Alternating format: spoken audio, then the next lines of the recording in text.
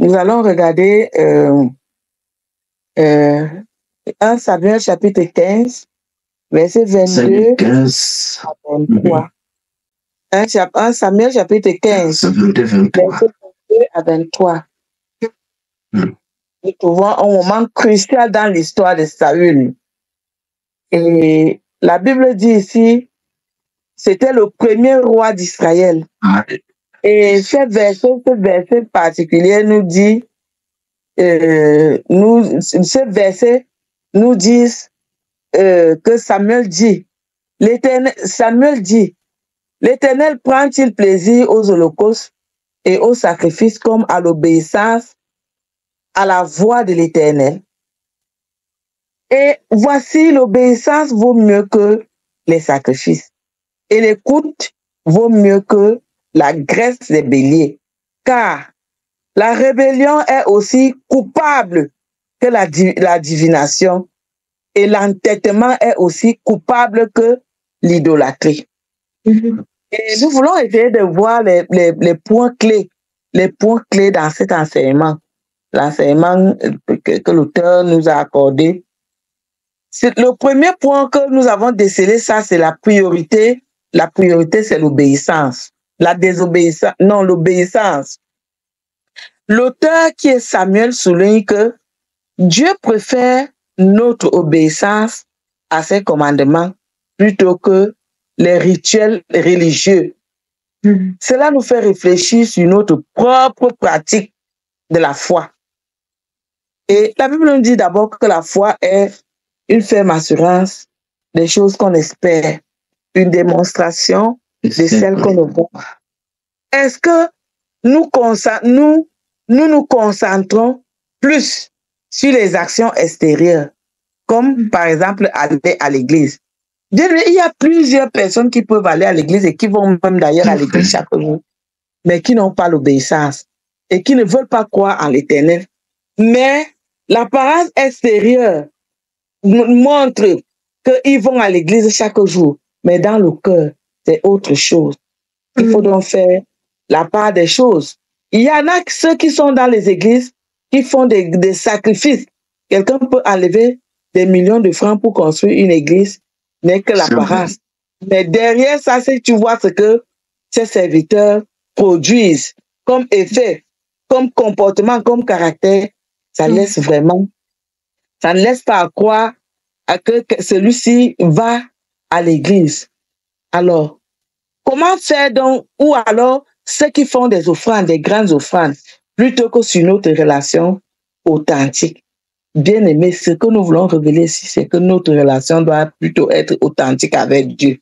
Il faut que les serviteurs de Dieu, il faut que les enfants de Dieu soient sincères avec notre Dieu. Il faut que les enfants de Dieu soient sincères avec leur relation avec notre Dieu. Il faut que l'authenticité se voie. On veut d'abord travailler notre homme intérieur avant de voir l'extérieur. Dieu est notre volonté. Dieu nous donne sa volonté de suivre ses instructions. Est-ce que nous suivons ses instructions? Nous sommes dans les critiques. Nous sommes dans la désobéissance. En comparant la rébellion à la divination et l'entêtement à l'idolâtrie. Samuel met ici la lumière. Il met en lumière combien il est grave de désobéir à Dieu. Bien aimé, c'est une très grave erreur de désobéir à Dieu que d'obéir aux choses vaines de ce monde. Cela montre que notre attitude envers Dieu est essentielle. La désobéissance n'est pas simplement une question d'erreur, mais c'est un acte qui peut avoir des conséquences profondes. C'est vrai. L'acte de la désobéissance a des conséquences profondes. Nous devons donc faire attention avec cette désobéissance sur notre relation avec notre Dieu. Ici, un autre point que nous voulons ici soulever, c'est la valeur de la communication avec Dieu. Quelle est la valeur que tu donnes à la communication que tu as avec ton Dieu? L'idée ici, que l'écoute vaut mieux que la graisse des béliers. L'écoute à la parole de Dieu indique que Dieu souhaite une relation personnelle Bien aimé, nous devons activer notre relation personnelle avec notre Dieu. Chaque serviteur de Dieu devrait avoir une relation personnelle. C'est important, c'est primordial. Nous sommes attentifs à sa voix. Chaque serviteur de Dieu, chaque enfant de Dieu devait être attentif à la voix de Dieu. Cela nous invite aussi à cultiver une écoute active. Est-ce que toi, comme serviteur de Dieu, tu as une écoute active? Est-ce que ton écoute est active? Est-ce que tu écoutes vraiment la voix de Dieu? Quand on chante, la voix du Seigneur m'appelle à ta croix et viens sur moi. Je reprends, sauveur fidèle, me voici, je suis à toi. Jusqu'au bout, je vais te suivre. Les bons, les mauvais jours. À ta peau, mourir et vivre. À ta Jésus pour toujours. Cela nous invite alors à cultiver une écoute active. Est-ce que nous écoutons réellement la parole de notre Dieu? Est-ce que nous sommes à l'écoute de sa parole? Est-ce que nous sommes à l'écoute de ses désirs? Est-ce que nous suivons les commandements, les principes de Dieu? Bien-aimés, il vaut mieux obéir à l'Éternel que de donner les sacrifices. Nous devons cultiver dans cette écoute active dans notre vie spirituelle. Nous devons passer du temps dans la prière. Passer du temps vraiment. Donnons une place de choix à notre Dieu. Et nous devons, voilà pourquoi nous devons passer beaucoup de temps à parler avec notre Dieu. Et là, nous chantons pendant que nous sommes dans la prière. La prière même nous enseigne beaucoup. Elle dit, la prière est une puissance. Alléluia. La prière, c'est la solution. La prière est un dialogue d'un chrétien avec son Dieu. Bien-aimés, nous devons beaucoup dialoguer avec notre Dieu au travers de la prière. Nous devons méditer sur sa parole et à rechercher sa volonté. Mais si tu ne cherches pas la volonté de Dieu, c'est que ça ne vaut pas la peine. Tu auras passé beaucoup de temps dans la parole, sans prière, sans méditation de la parole, ça ne vaut pas la peine. Donc, notre réflexion, nous devons avoir une réflexion personnelle. Nous devons prendre un moment pour réfléchir chacun doit réfléchir à sa propre vie. Et il y a des domaines où tu sens que tu pourrais être plus obéissant. Mais Dieu te donne encore la capacité, Dieu te donne encore la possibilité d'aller en profondeur de la parole de Dieu. Et voilà comment il va te donner des révélations, des mystères cachés de cette parole. Est-ce qu'il y a donc des sacrifices ou des rituels que tu fais sans vraiment comprendre leur signification ou leur importance? Nous devons sortir de là. Nous devons plutôt, comment donc pourrais-tu mieux écouter et répondre à la voix de Dieu dans ton quotidien? La seule manière que nous devons le faire, c'est dans la méditation de la parole et c'est dans la prière. Le serviteur de Dieu doit être à l'écoute de la parole et de la volonté de Dieu, afin de compte, ces versets nous rappellent que Dieu recherche des cœurs obéissants. Dieu recherche des cœurs obéissants. Que tu sois serviteur de Dieu, enfant de Dieu, si tu n'es pas dans l'obéissance, ça ne vaut pas la peine. Il faut avoir une obéissance authentique plutôt que simplement des actions religieuses extérieures. C'est que tu veux donner des sacrifices, tu veux donner des offrandes à l'église, mais le cœur, les lèvres pensent tout autre chose, le cœur pense à autre chose. Voilà, c'est dans ces paroles que nous allons essayer de rentrer dans nos sujets de prière aussi. Nous allons rentrer dans nos sujets de prière. Et si nous pouvons parler de ramener un peu tout ce que nous avons dit, nous devons réfléchir un moment dans notre propre vie spirituelle. Nous devons regarder tous les domaines de notre vie. Et nous devons voir le sens. Le sens. Est-ce que pourrait être plus, qui peut nous amener plutôt à l'obéissance qu'à donner des sacrifices. Le Seigneur nous montre que l'obéissance vaut mieux que les sacrifices. Nous devons vivre aussi une vie de sanctification. Une vie de sanctification. Nous devons vivre vraiment, et j'insiste là-dessus, sur la sanctification. Il faut que Dieu s'amuse avec leur propre vie.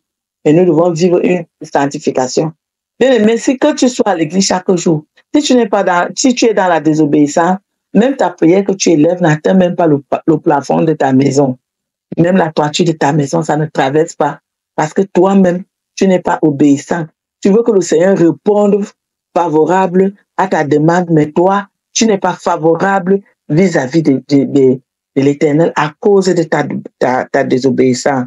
Donc, chacun de nous, en tant que servante, en tant que serviteur de Dieu, nous devons nous amender, nous devons voir notre manière de vie, notre train de vie, notre manière de faire. Nous devons sortir de la désobéissance. Avant de donner des sacrifices, rassure-toi que tu obéis, tu es dans le principe de Dieu et que tu marches selon la volonté de Dieu. Amen. Amen. Amen. Amen. Est-ce que quelqu'un a pas ajouté quelque chose ou alors une préoccupation ou une question par rapport à ces versets? Nous avons parlé de 1 Samuel chapitre 15, versets 22 à 23. Est-ce qu'il y a quelque chose à ajouter ou alors une préoccupation par rapport à ces versets? Nous sommes dans conquérir. Nous devons conquérir les nations. Et pour conquérir ces nations, nous devons être dans l'obéissance de la parole de Dieu. Nous devons être dans l'obéissance authentique. Nous devons être dans la volonté parfaite de notre Dieu. C'est vrai que nous avons tendance à regarder plutôt, à nous juger, à nous sous-estimer. Mais lorsque nous sommes dans l'obéissance, nous devons croire, nous devons élever notre foi, notre degré de foi. Nous devons avoir une foi dynamique qui soulève les montagnes. Et si tu crois, tu vois cette chose s'accomplir. Si tu obéis, tu vois Dieu se manifester, se révéler à toi et faire tomber les écailles de tes yeux et t'amener à voir les grands mystères qui sont cachés derrière chaque parole de cette Bible. Amen. En tout cas, nous bénissons le Seigneur parce que le thème, depuis la première heure, les messages sont toujours centrés sur ce que le serviteur de Dieu doit faire. Amen. Pour être qualifié devant Dieu. Amen. Parce qu'on peut être rapide à vouloir commencer un combat spirituel, mais si sa vie n'est pas en règle avec Dieu, c'est comme si on est en train de battre l'air. Et donc, là, c'est vraiment une interpellation que le Seigneur est en train de nous faire à nous revoir individuellement du fait que le chrétien doit refléter Christ. Et si refléter Christ, c'est obéir aussi comme Christ. Et vraiment, bénis le Seigneur qui vous a utilisé pour nous rappeler que alors que nous sommes en train de nous engager pour intercéder, nos vies elles-mêmes doivent être en ordre. Amen. Donc, le Seigneur nous aide dans ce sens. Amen. Nous bénissons le Seigneur pour ces paroles. Nous allons donc prendre les sujets de prière. Nous allons prendre les sujets de prière. Nous allons prier d'abord pour les serviteurs de Dieu, puisque c'est une interpellation qui vient de l'Éternel lui-même. Parce que si nous sommes dans un thème et que chaque intervenant parle de la même situation, ça veut dire qu'il y a une sonnette d'alarme. Il y a une sonnette d'alarme où le Seigneur nous interpelle à nous lever à la prière, à la méditation. Nous devons prier, nous devons méditer, nous devons être dans l'obéissance, nous devons être dans la crainte de Dieu, nous devons arranger notre vie personnelle et notre relation personnelle, chacun avec son Dieu. Nous allons donc prier. Nous allons prier pour les serviteurs de Dieu. Il faut que le Seigneur nous accorde de rester dans la sanctification. dans la sanctification et dans l'obéissance de la parole. La sanctification. Parce que nous avons tendance à négliger. Nous avons des leçons à donner au peuple, aux chrétiens, mais nous-mêmes, nous ne faisons pas la police. Nous-mêmes, nous devons être policiers dans notre propre vie. Parce que dans chaque ministère, il y a certainement le règlement intérieur. Et dans ce règlement intérieur, il y a la police que le règlement intérieur nous impose à suivre. Oui, nous comme enseignants, nous comme serviteurs de Dieu, nous comme des enfants que le Seigneur utilise appelés, nous comme élus de Dieu, nous voulons donner les leçons, mais nous-mêmes, nous ne voulons pas suivre ces leçons pour nous-mêmes. Donc, nous faisons la police derrière les étudiants, derrière les fidèles, mais nous-mêmes, nous devons être policiers de notre propre vie. Amen. Parce que lorsque nous vivons dans la désobéissance, même si nous pensons que les hommes ne nous voient pas, mais Dieu, lui, nous voit. Amen. Amen. Dieu nous voit. Raison pour laquelle nous devons être les modèles. Parce que la Bible nous dit que le jugement sera même plus rude pour nous, serviteurs de Dieu qui connaissons la parole de Dieu. Donc, faisons très attention. Nous allons donc prier pour que le Seigneur nous ramène dans la bergerie. Que le Seigneur nous ramène dans sa parole afin que nous puissions demeurer. Tous ensemble, donc, nous sommes dans la prière.